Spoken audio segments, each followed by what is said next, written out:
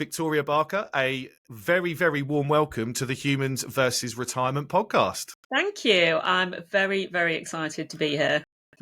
Thank you. I'm equally as excited to have you on and have what I think is going to be a really, really interesting, valuable conversation for me, mainly, I think, and obviously the audience, I think, will get a lot out of it too. We got connected on LinkedIn, and I think I connected with you because I come across the work that you were doing, and I thought this is really, really interesting. Your business and what you offer is called Beyond Your Career, and I'd really love for you to explain how you got to launching Beyond Your Career, which I know was a different name, not so long ago. So I know you've kind of transitioned it. How you got to that, and what is Beyond Your Career, and what is it that you're trying to achieve and accomplish with the great work that you're doing? Yeah, sure. So it was quite an interesting journey how I came to kind of co-founding Beyond Your Career, and it was about 3 or 4 years ago. I was running a company called Credible Coach. So essentially what we were doing was vetting coaches and partnering them. So it's typically founders I was working with, but also I had some professionals that would come to us as well that would be looking for a coach to help them in their career. And I noticed there was quite a bizarre thing that started to happen, considering we were marketing for particularly kind of founders or kind of mid-level professionals. I started to get quite a lot of requests from people that had found me on LinkedIn and desperately wanted a coach to help. And it was particularly the wives of quite kind of high achieving men that were working in the city, asking me if I had any coaches that could help them with the transition out of their full-time career.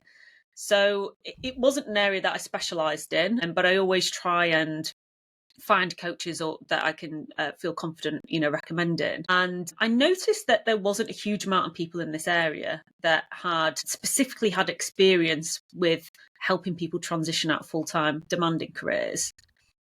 So whilst that was happening in my business and I was noticing that was coming up as a trend, I'd also moved back to the UK after working abroad for quite a while.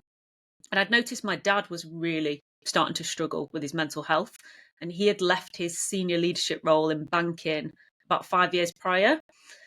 So there was two things happening at the same time. And I remember just sitting in the lounge just going, wow, actually, I think this could be a bit of a bigger problem than anyone realizes. So I started researching it, and I started working with the University of Winchester because I really wanted to get some support to help research and understand this area in as much detail as possible. And I conducted, I think, about 32 interviews. And there was a trend from what I was seeing so it was men and women, but I'd probably say a higher percentage of men, quite considerably actually, that had left demanding roles, had had a kind of cliff edge retirement as such, and then were in, I guess, solitude at home, and their mental health was declining, and they hadn't gone to the doctors or weren't speaking to a therapist. So I think the statistics of this category are significantly higher than what's, I guess, recorded. So from those interviews I was like, okay, there needs to be a solution here. So I spent a good 6 months finding as many experts as I could that had a lot of experience in this area within coaching, psychology, even clinical neuropsychologists we're working with, to put together a program to work with people before they leave their full-time career to have a much smoother transition and a much more fulfilling quarter three. So that's, I guess, the story of how it came about. It was, a need that I'd seen in my market, but also I'd seen it with my own dad. So yes, and myself and Charlotte, who had built the School of Life from its early days, she joined me and we put together the program and did a number of kind of beta tests to really make sure we had a program that helped people as much as possible. And the second question was, I slipped my mind. Yeah, no, just kind of how really you how it then works. of what is Beyond Your Career. So obviously it's a really interesting journey that you've made, actually, because we'll pick up and we'll get to what it is, I think, in a sec. But kind of thinking of that journey is hugely interesting because our observations, particularly with our family members, I think is really interesting. You were already thinking about this, and then to observe some of your findings in your dad, maybe that really kickstarted it, right? Maybe you had, oh, this idea is really cool, and maybe, but oh my God, someone really close to me that I care about is going through this. And so I think that's really interesting, just as a little kind of throwaway, really, for people that are listening.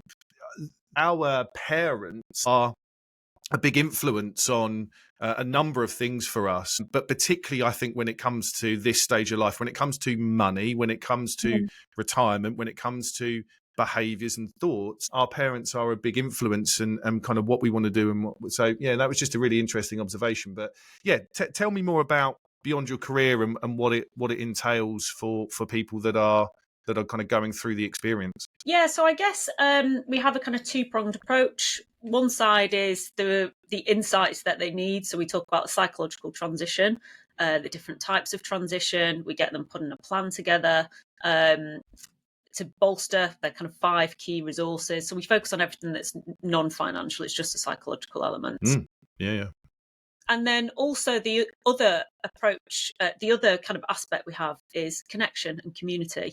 So we run them in cohorts. We also have a community they're involved in after they've joined the workshops. Because what I noticed from my research was that actually for many people, particularly those that were in quite senior leadership roles, it was quite a lonely journey for them because they weren't they weren't making that transition with other people, and it felt quite daunting. So there's one aspect of, we've got the workshops, and we've got, I think, 6 different specialists that all have got about 10 to 30 years experience each within their field, and then a few that have actually run their own research projects on this area, all to do with the psychological transition. We look at relationships, we look at purpose, we look at values, identity, cognition, because a big fear that a lot of people have is like a cognitive decline when they leave a demanding career. So we have sessions talking about that too. So the whole aim is to really make that transition much smoother.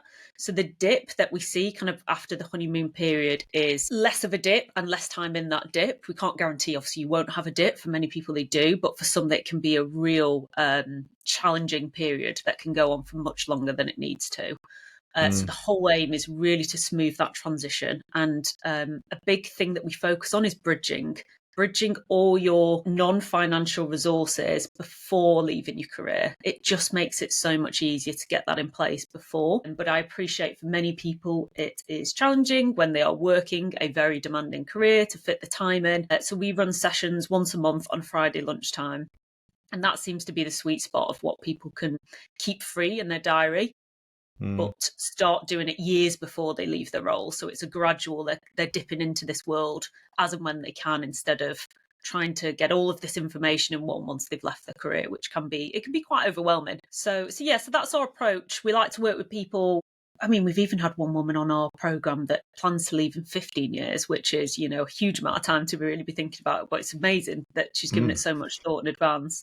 But at least I think a few years, so you give yourself time to really start building that area.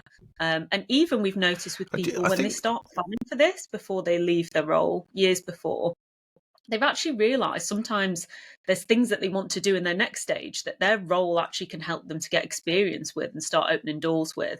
Like there's one lady that wanted to go into kind of a chairing position, and she realised this while she was still working in her role and thought, okay, how can I get experience and get networks whilst I'm still here to then make that much easier role to get next. So our big focus is planning in advance as much as possible, without a doubt. That is amazing. One thing that I've heard you say there that I really want to repeat back is the particular story around this lady 15 years away from maybe this retirement, however you want to put it, the transition. That to me says, and this is an observation that I'm seeing as well, that more and more people are understanding that this transition is difficult. And more people are starting to plan for this transition a lot earlier, in my opinion. We go back even maybe 5 or 10 years, people were putting 12 months to 18 months worth of work, if they were lucky, into the transition, or they were thinking about it 3 to 6 months before they were thinking about stopping. And that can cause issues.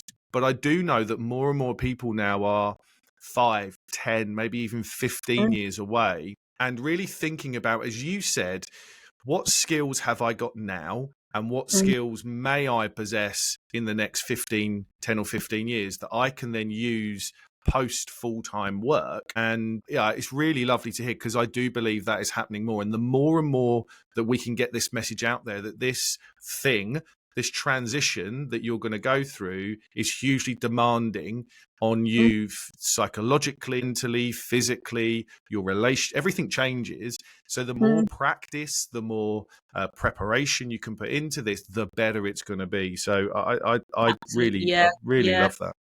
That lady specifically, she is a HR director, and she had actually said, when I was having conversations with her after the program, that a really interesting thing that was happening was quite a few people in her company, in their fees, were also asking, can they come on this program, which I thought was really, really interesting, because they thought it's something I really want to be thinking about now, which is amazing. I think the more in advance you can, it's great, because it can really help to make it much clearer, I guess, that the next decade too, how much longer they wanted to be in their full-time career. But also, I think really crafting, at any stage of your career, actually, what is my purpose? What are my character strengths? How can I really align this to the work that I'm doing, and not, leaving it until maybe you've left your full-time career and potentially might have some regret that actually, I wish I'd gone down a different route for a little bit and started to think about these things much earlier.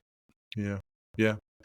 The other thing I'm definitely seeing is that people are, and I recorded a video about this, and there's a little phenomenon going in the States particularly, but it's coming through here, these kind of mini retirements or kind of sabbaticals so if people are fortunate enough to be in a position that they can accrue some holiday, or they've got, they work a bit more for themselves, and they can take 6 weeks, 8 weeks, 3 months off.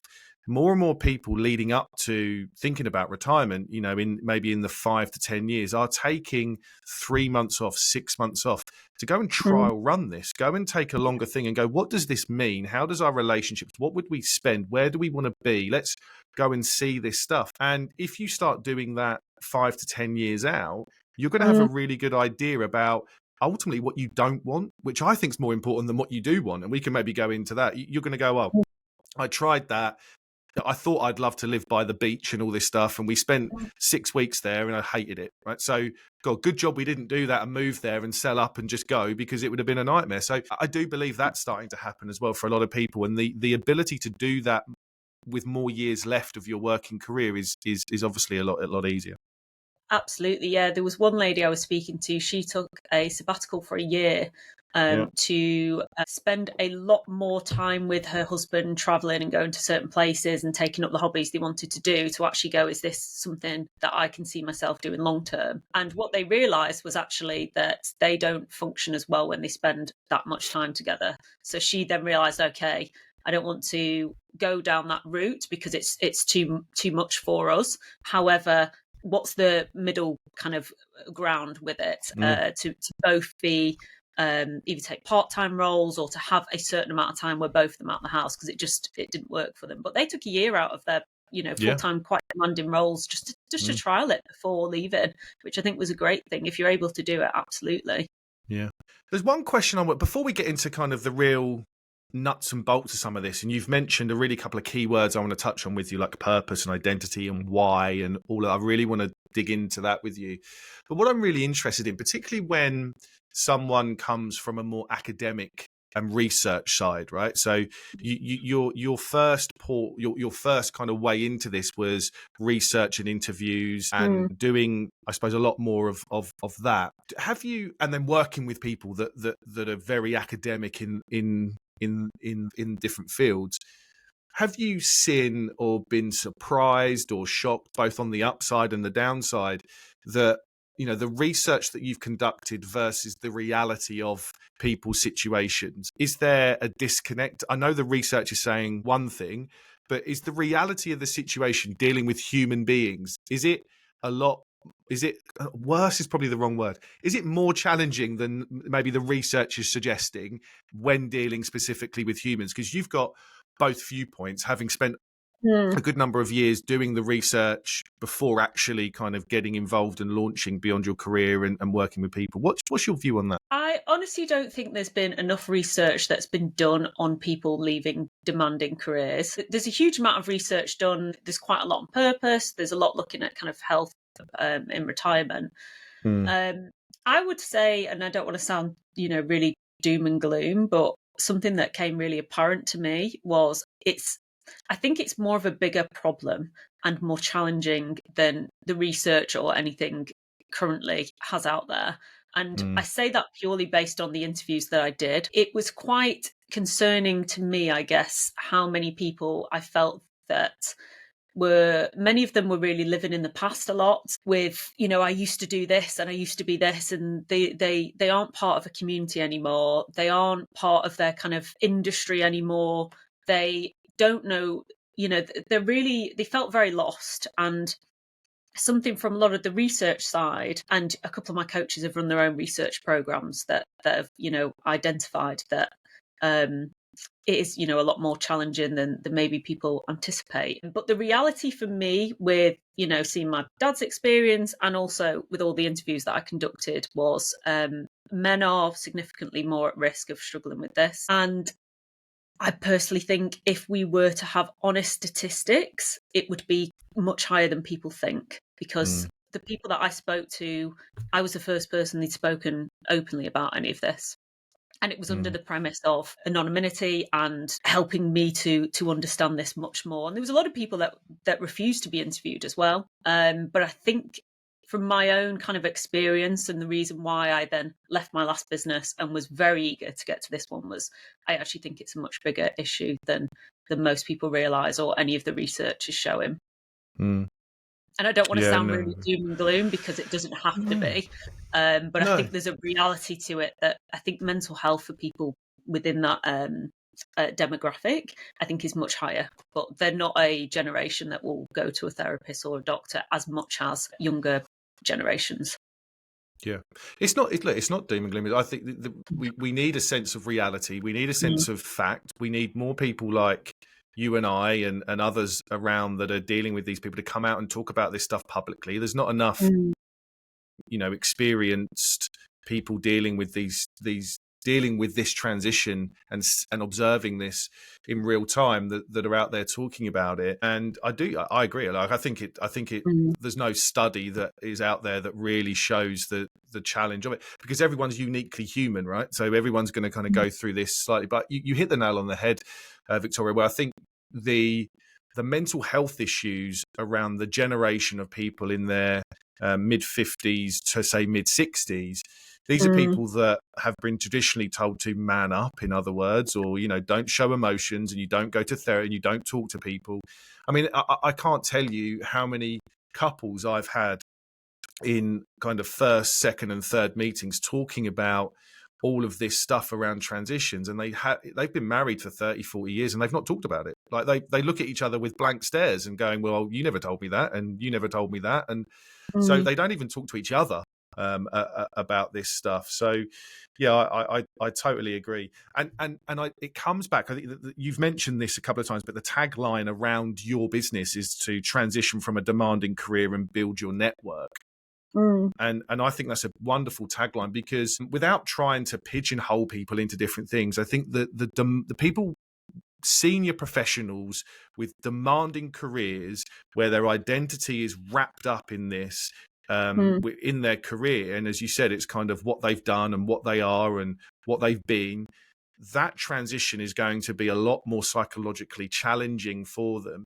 And it's no coincidence, I think, that depression rates in people that are over 60 that are retired are bigger than the general population and bigger than people in their same age group that are still working. So we can see this happening in real time. So on that, I do want to touch on a thing, and you've this identity piece, and you put something out on LinkedIn a couple of weeks ago that I thought was really, really fascinating, and it was around the subject of stop thinking about what you're going to do and think about who you're going to be. And I've talked a lot about the challenge of who, and And I do believe that people just surface level this stuff and they go, well, I'll just tell you what I'm going to do in my time or what this is going to look like. But actually, it's much more fulfilling if you can figure out who you want to be. What's your observations when dealing with, people that have had demanding careers where their identity's wrapped up in their work and the challenge of thinking about who they're going to be post full-time work? Yeah. So it was one of our coaches actually that had run a research project on this, and she'd said it very beautifully. It's not what you do, it's who you'll be. And this is, I see for most people, they just plan what they're going to do. They want to go and travel. Maybe they'll take some consultancy work. Maybe they'll do house renovations. We'll do all of this. But when your identity is closely kind of intertwined with your work, the real challenge is you could have a bit of an identity crisis when you leave your work. But none of the actual kind of deeper, I guess, psychological elements of it have been addressed or prepared for. And this is where we look at, all the different layers that make up to your identity. We look at your values, your behaviors, your skills, all of those things is really important to be thinking of in advance. But it's not something I think many people know about or really think about. We're just told to have a list of things to do. And that, from what I've seen, can be challenging because you have the initial, honeymoon period for many people, and that's where they go through the list and then they go traveling, they do things with the house, maybe they take up some other kind of consultancy work or some other things. But then it's after that period where they really start to question, who am I now? Who am I without this role? Who am I without this? And there was one interview that really has stayed in my mind since I did it. It was one of the first interviews. And there's a gentleman that I'd spoken to, and he'd left his role, I think about 2 years prior to me speaking to him. And he said that one of the most shocking thing that happened was that when he looked in the mirror, he didn't know who that person was looking back at him anymore.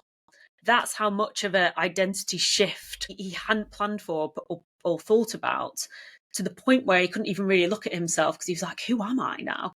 And that's the much deeper psychological work that really requires a lot of thought and a lot of introspection as well. For many people that we've worked with, it's the first time they've really looked at their own core values. When we mention values, they think of the corporate values, which are completely different to their own personal values and their own character strengths as well, and really understanding themselves on a much deeper level. And I guess to start really thinking about, things that have brought you joy and purpose over the years, whether it was in Q2 or before that, and really start opening your mind up to all the different possibilities and all the things in the past that I guess you've really enjoyed, where you've been in a flow state. And I guess really getting them to think about all those different elements before leaving their role. So their identity and structure and everything is not just around their work. They've been thinking about all these different areas as well. And their identity outside of their work as well, whether they're a mother, a father, a grandparent, part of a community, all of these different things, to start jotting it down and really start to broaden their view of what identity is for them. Yeah, fascinating. That story that you just told, your first interview, when it's really interesting, isn't it? That there's so much identity wrapped up in this that it becomes a physical thing. You're looking at yourself and you're going, who is that person? And I do believe, anecdotally, that more and more people do that. They're going, well, God, who am I and who have I been and who do I want to? I talk about the challenge of who in 3 dimensions. I say it's kind of a past, present, and future thing. It's kind of who was I, who am I now, and who do I want to be? And I actually think, in order to move forward, you actually need to look back a little bit as well. You need to go, well, actually, who was I and who am I now? And take the best and worst bits and narrow it down and go, well, actually, who do I want to be going forward? And one of the things I have observed when people retire well is they actually craft multiple identities. They're not going to just sit there and go, I want to be this. They're going to go, well, actually, on Mondays and Wednesdays, I'm going to be granddad or grandma or nan or whatever that is. That's my identity on those 2 days. For 6 weeks in the summer, I'm going to be, travel, I want to do whatever, and actually start crafting some multiple things that you might want to be. But I think essentially having a core identity is really important. And then I do talk again when you talk to people, and I try and observe this, and I try and keep work out of personal situations as much as possible. But I'm constantly watching people, particularly people that look in like retirement state, and you go to these parties or you go to barbecues or whatever you go to, these social gatherings, and one of the first questions that someone asks you is like, what's your name? And the second question is, what do you do? And for people that are retired, I think 95% of people, when they say, what do you do? They'll go, I used to be.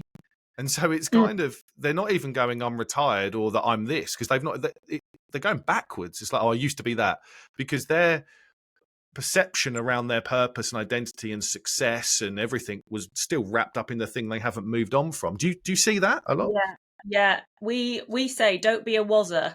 So I was this, I was that, I was this. Don't be a wazzer. Fantastic. Brilliant. Love it. It's interesting. It's something that I'd noticed a lot when I did my initial research. There was a few people I'd spoken to, and they had left their full-time career, and then they were asked, so what do you do? And they were so dumbfounded with that question that they went back to work. They had a complete, I don't know what I do. I don't know who I am.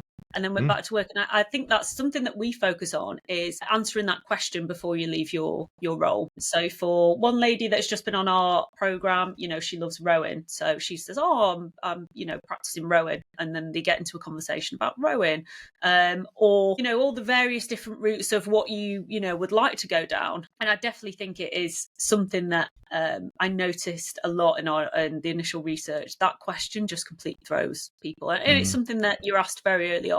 But I think, of course, talk about your, past experience and your past roles and all of those amazing things that you've done. But I think the importance is kind of not living there. And that not being, living in the past, talking about your past career, absolutely. But also there's things in the future that you're working on, or new communities you're part of, or new things you're learning, whatever that might be, to craft that into your statement when someone asks you what you do. And then you get into conversations about all those new things as well, and not just your past career and your past roles. But yeah, without a doubt, it is, a lot of people I interviewed said it was, drove them back to work. It threw them that much when they were asked. And you hadn't prepared for it. And I believe that one of the other challenges around this is that probably for the first time in, God, how many years, 20, 30, maybe even 40 years, that there is a sense of freedom to explore these conversations. And that can be quite challenging, right? I don't, I talk to people about their child. I don't kind of try and get people to go back to their childhood essentially, but I want to get them into a state the last time they felt truly free to be curious and explore. And when I ask that question to people, they have to go back to kind of when they were between the ages of, say, 10 and 20. It's like, actually, the whole of my working career, I've not really felt truly free and, completely free to be curious and explore and think and take time.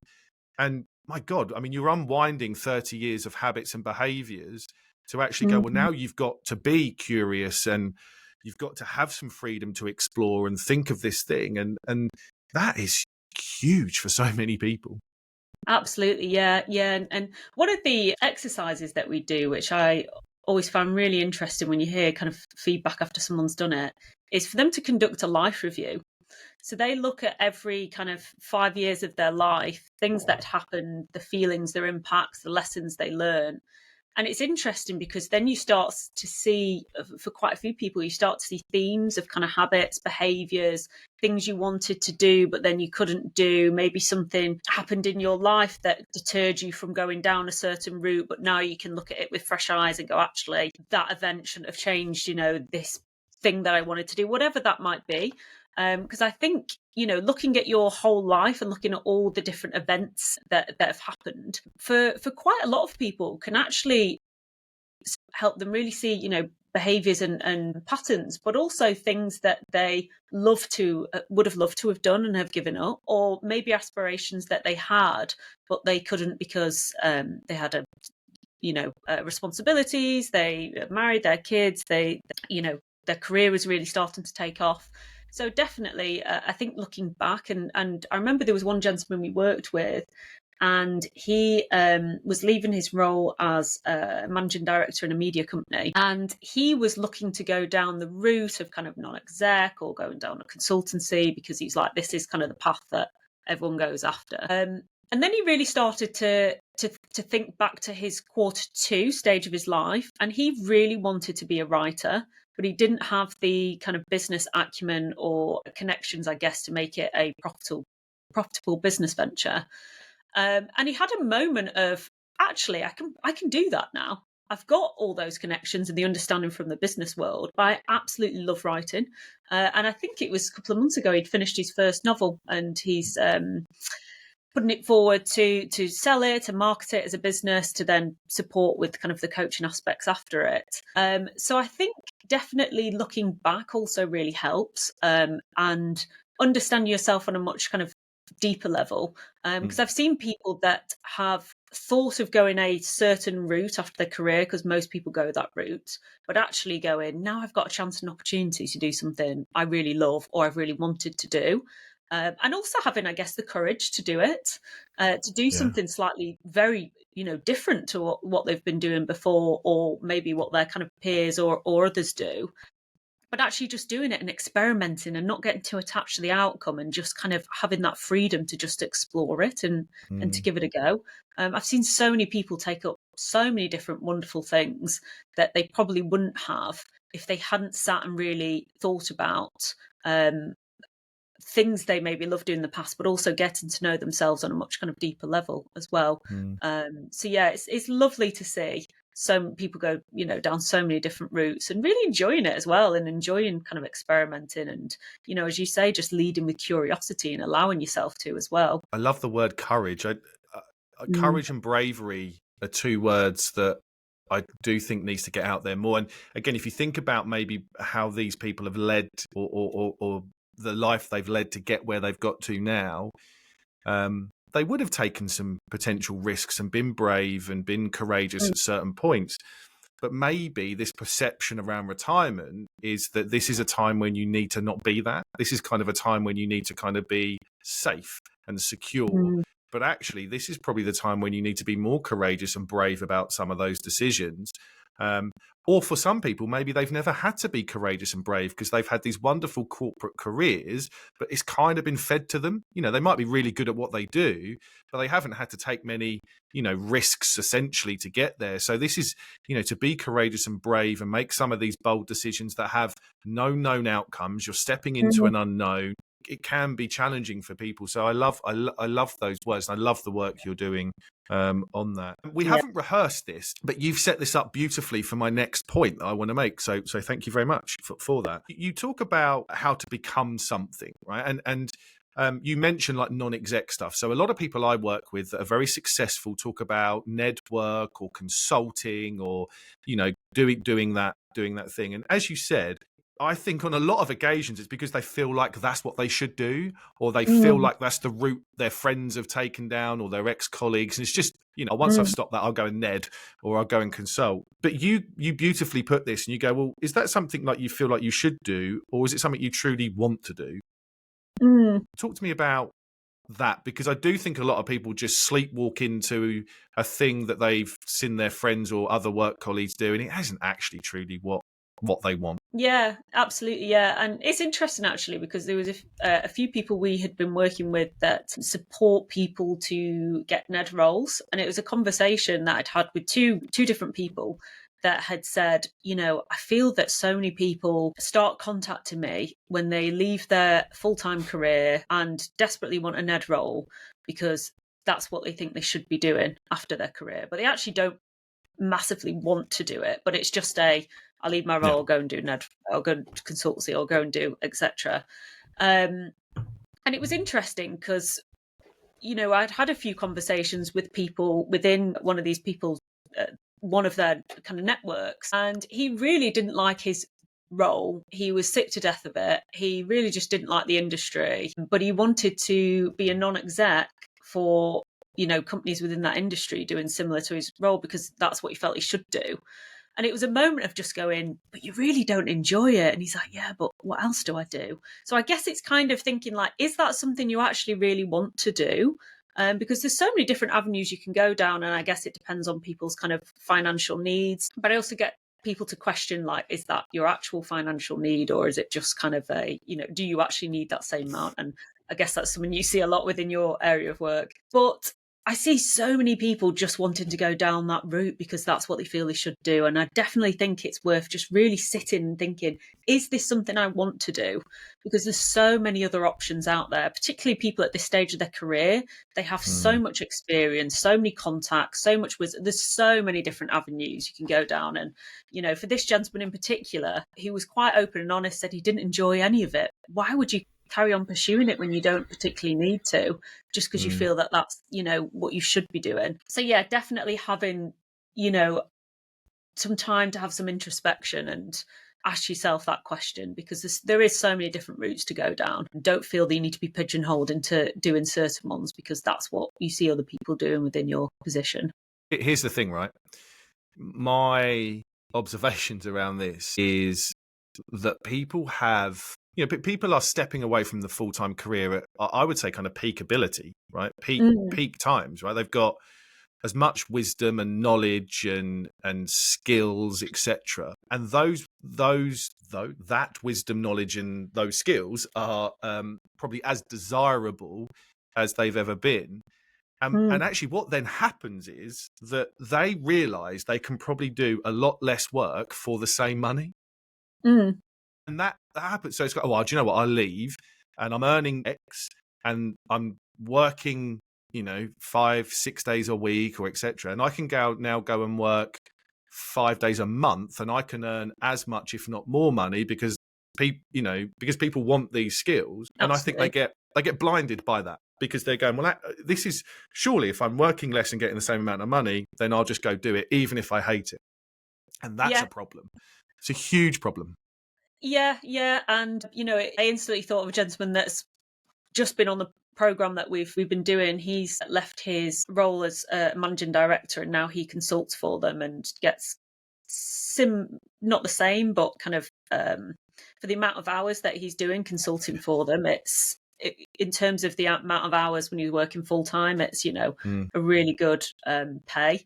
And he's kind of just had that as, and I guess this is where I'm a little bit conflicted on it, because there is an element of, for some people, it does help them transition out of their role. So it is an option to help them gradually reduce their hours if they can then consult for that company or consult for other companies. Because I have noticed for people that take a kind of cliff edge, one extreme to another, that can be really challenging. So if it allows people to have a gradual transition, it might not be, what they really, enjoy doing or feel called to do. But for this gentleman in particular, it just allowed him that kind of buffer where he's still got money coming in, but he can gradually start reducing. And then, he's really exploring now all the different avenues that he'll go down. So I guess it's a difficult one, because I think as a transition period, it can be beneficial if you have identified that a kind of cliff edge leaving your role will impact your well-being. For not everyone, it does impact their well-being. For some people, it actually really improves their well-being. So there's a lot of kind of context to your work to take into consideration. But I guess it's having it as allowing a gradual transition if you're not able to put anything else in place. So for this gentleman, he came to us as he was leaving his role. So it was a very short amount of time. That's why, I really encourage people to do it as much far in advance as possible. But I guess it's still being open to exploring different things and seeing that as, if it's something you really don't enjoy seeing as a temporary kind of buffer to let you gradually transition to then explore other avenues. Yeah, if you look at it, if you start to plan in advance, it's less likely you'll end up in that position, because you likely would have thought of or started putting things in place to support that transition with things that you actually really enjoy doing as well. I do believe it's all about that. As you said, it's the relationship that you have with work, right? I think if you have a decent relationship with the work that you do, and it's not this kind of, I really don't like it and I don't, it has a negative impact on me, I don't have any purpose from it, then I do see it as a problem if you're going to stay within that industry or stay consulting with the same department, with work. For people that actually have a decent relationship with their work, they enjoy a bit what they're doing, absolutely I would very much advocate for staying there and winding down and transitioning out. But as you said, I have observed people that, through those initial conversations I'm having with them, it's really apparent that they absolutely detest the job that they do, and moreover, they absolutely detest the industry that they're in. They hate everything about it, yet they go back in and stay in it because they can't figure out like what else to do. Sorry, And I the think that's a bit of audio a was. problem.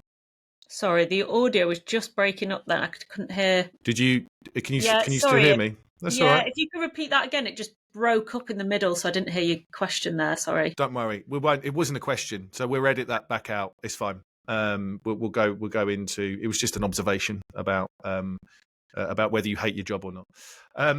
Yeah. So we'll go back into the conversation. So I've got one more point to make, and then we're good. Right, let's go back in. So as we wrap up, there's one area and one thing I want to talk about. And it is you've tipped me onto a book that's now in my Amazon basket. I've got like 65 books in there. If I click buy all by mistake, there's like a grand's worth of books sitting in my Amazon basket, right? So I don't know if I ever get through them, but it's in there, and it's called The Why Cafe. And I really, you put a post out about this, and I think it's really, really amazing. So I'd love to hear how that book has impacted kind of your thoughts and the work that you do, and how people can think about what the premise of that book is and how it can help them identify some and help them when it comes to beyond their career. Yeah, so I was recommended this book actually, and I just think it's a really interesting insight into someone's journey from being, John was a very kind of stressed out management consultant, and he was stuck on I think it was a detour road because there was road works, and then he came across his car was running out of fuel. So he's looking for a petrol station, and then next to the petrol station there was a cafe called the Y Cafe, and he goes into the Y Cafe, and on the menu there's 3 questions. I'm going to try and remember them word for word, but I've they got are. them. I've got Have them. you got Don't them? worry. Yeah. Between us, we can do it. It's fine. Go for it. I'll test you. Yeah, yeah. What is your purpose? Why do you fear death? What's the Are last you one? fulfilled? Are you fulfilled? Yeah, yeah. It was We've a done it. little while ago that I read it. I Yeah. know. Yeah.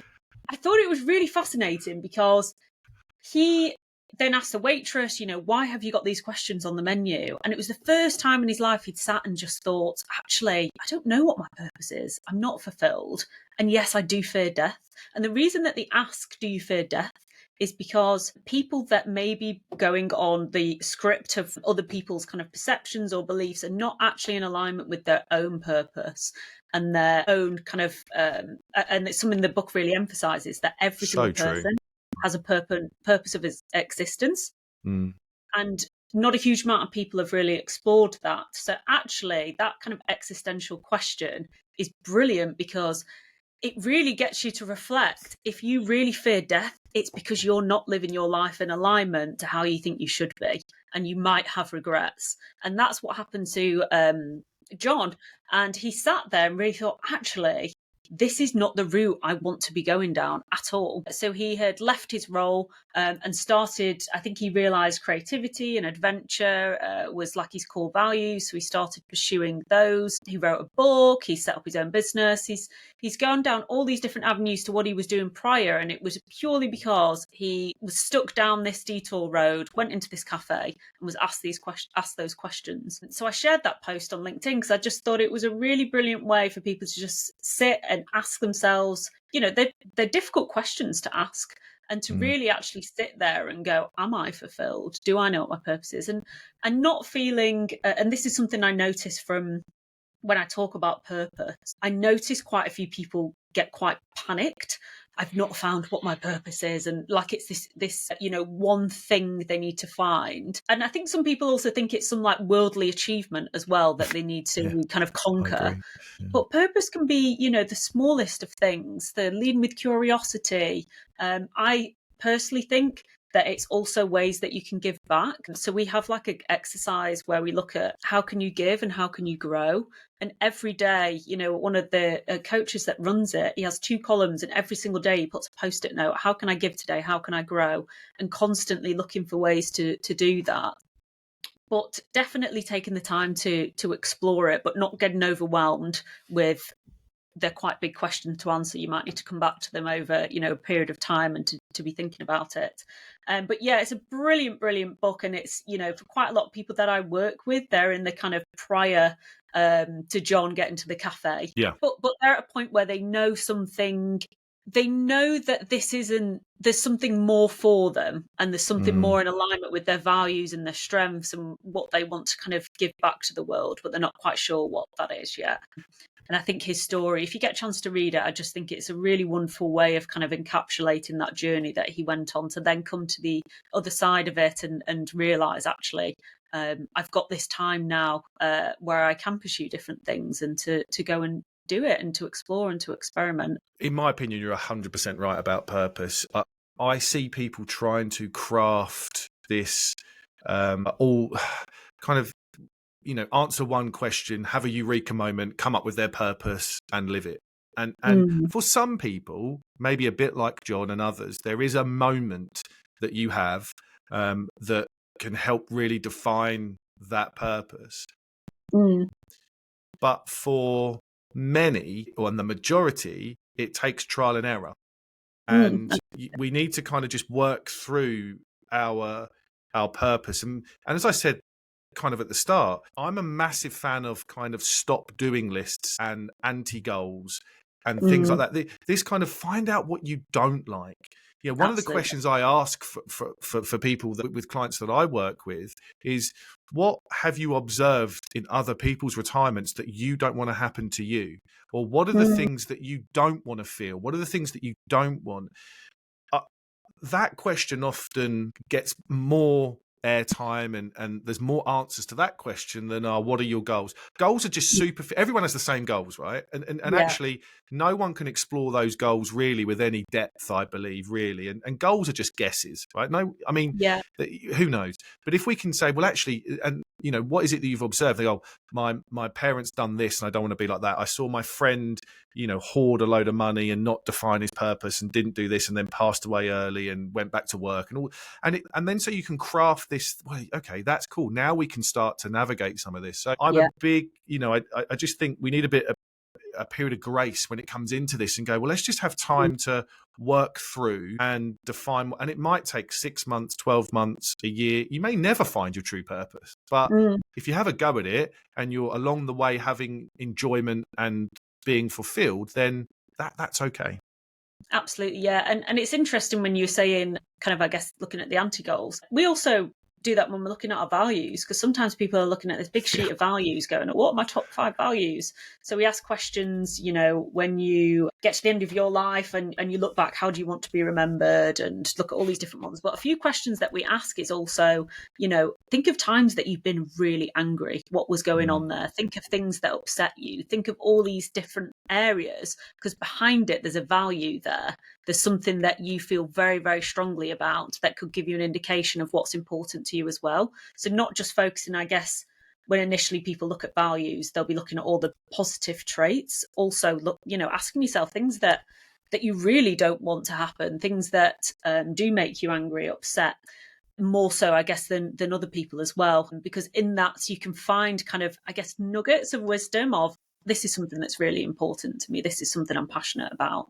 And not just focusing, I guess, on all the, I guess, the positive elements as such. So yeah, no, you're absolutely right. It's something that can help, I think, make it a bit easier, because sometimes people can get quite overwhelmed when looking at all these different options and avenues and all these different values and all these different elements of purpose. And this is why I love the Ikigai book. They ask some brilliant questions in that are just really getting you reflecting on what's important to you as well. And also looking back, and thinking of what's something that you'll regret not doing. If money wasn't an issue, what would you be doing?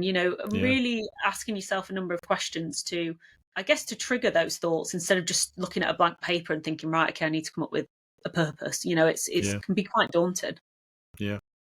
Yeah, I do think human beings now have a bit of a decision-making problem because it's such a Mm. noisy world, and it's that paradox of Right. choice, right? The more choice we have, the less we make a choice, because it's like, Yeah. well, there's a really famous study in America. It's called the Jam study, and it's this big market, and they purposefully put 2 jam stalls on each end of the market, and one of the jam stalls had like 5 lots of jam, and the other jam stall had something like 30 lots of jam, all these different exotic flavors. And what they Mm. found is that the one with 30 lots of jam and all these exotic flavors had more people, more footfall. There was more interest in that, and they visited and they picking up the jam and all that stuff. But what they did find is the one with 5 lots of jam actually took more money, and people bought more from that stall, because people were kind of, oh my God, there's 30 different, I don't know what one, but if you've only got 5 choices, you're going to make a decision. And in this Mm. world we live in, because it's so noisy, I think it's sometimes really challenging to cut through that noise and make a decision and focus down on it. So Yeah. yeah, that's just, yeah, I think that's it. Absolutely, yeah. I mean, I hate it when I go to a restaurant and you've got about 5 pages of options. I was like, I'm Who going to be knows? here for hours. And on that, what's really interesting is when that happens, no one wants to go. There's a really interesting study about this. No one wants to go first because they're like, well, I don't know. But for the person that goes first, there's something stupid like an 80% likelihood that the next person chooses the same thing as the first person, because they're just like, Right. oh, I don't know, I'll go with them. And it just Yeah, kind of, yeah, how many make a times do you say, decision for me. I'll have what they're having because I can't get here? Oh, Right, I'm really conscious of your time. You've been really gracious with your time for me. I want to ask you 2 very quick questions, and then we're going to wrap up, right? And I want the shortest possible answer. Well, actually, question 1 is going to have a really short answer because it's going to be one word. Okay. Question 2, I want you to try and be as short as possible, and I'm going to challenge you on it, right? So 3 things: values, identity, and purpose. Yeah. Pick Mhm. one that you think is the most important. Values. To start with, Okay. values. Perfect. So, values. Can you give me and the listeners one tip in terms of how to think about crafting a value statement, or think about your values going forward? Quickest Or way your is best to, tip? I mean, quickest way would be to look, you know, even to just Google values list and select 5.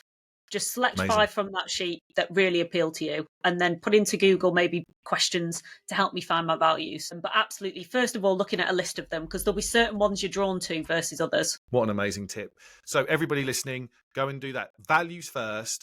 Go and Google a list of values. There's sheets out there, etc., that I've seen, and you don't have to feel like you have to start from afresh, right? This work has been Yeah. done. So there's a whole list of values. Go and pick 5, and then just kind of maybe drill down another 2 layers off those 5, right? I think that's probably a really Yeah. important thing to do. Yeah. Values to start with, because values is the foundation, and then you can start looking at identity, purpose. But values is if you think of like a pyramid, that's kind of like your base to be looking at values. Well, Victoria, look, this has been such a wonderful conversation. I could probably have you until midday, to be honest with you, because we could talk for ages. So I really want to thank you for coming on to the Thank you for having podcast. me. It's been such a great conversation. Thank you for the work you're doing. And for anyone listening that is really thinking about what this transition looks like, and you're really, really kind of interwound into your work that you do, then you could definitely check out Victoria and her business Beyond Your Career, and have a look and see what the work they're doing, because they're building communities. They've got these online cohorts which are amazing. So go and check that out. So thank you, Victoria, for everything. Yeah, well, can't wait to have further conversation. Yeah, thank you very much for having me. It was great. And that just leaves me to thank everyone once again for joining me on the Humans versus Retirement podcast. Until next time, take care.